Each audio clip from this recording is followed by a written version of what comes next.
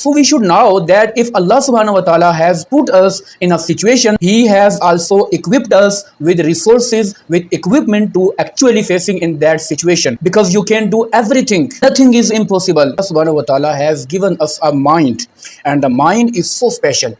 It is so powerful. It can overturn the situation that you are facing in your life. You might be suffering from deep loss and complete failure, and you might be thinking that you should give up. But at that very moment, in that very situation, you have a resource which is your mind that can help you to completely transform your situation. So you have to learn the ability of utilizing your mind in those situations. Okay, Ayan, listen to me. Now I am going to tell you the story of the companion of the Holy Prophet Muhammad sallallahu alaihi wasallam. One day, the Holy Prophet Muhammad, peace be upon him, entered in the mosque. There was a man sitting in the mosque. His name was Abu Umama, and he belonged to Ansar tribe. The Holy Prophet Muhammad sallallahu alaihi wasallam asked to him, "O Abu Umama, why are you sitting in the mosque even though there is no time for prayer?"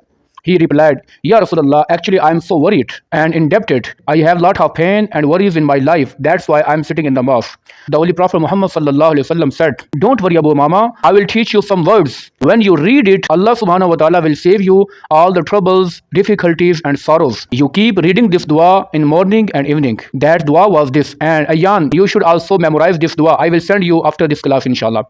Abu Umama radiallahu ta'ala anhu memorized this dua and went away. After a few days, he come back to the Holy Prophet sallallahu alaihi wasallam and said, "Ya Rasulullah, I did what you ordered me, and Allah subhanahu wa ta'ala has removed all my troubles, difficulties and sorrows, and my debt has been paid. Alhamdulillah." In the name of Allah, the most gracious, the most merciful. The Holy Prophet Muhammad, peace be upon him, has said that every believer should do charity. Every person should be a giver. If you have nothing to give, say kind words to people. And if you cannot even do that, at least don't disturb people by your wrong actions. Not bothering people is also a way of giving.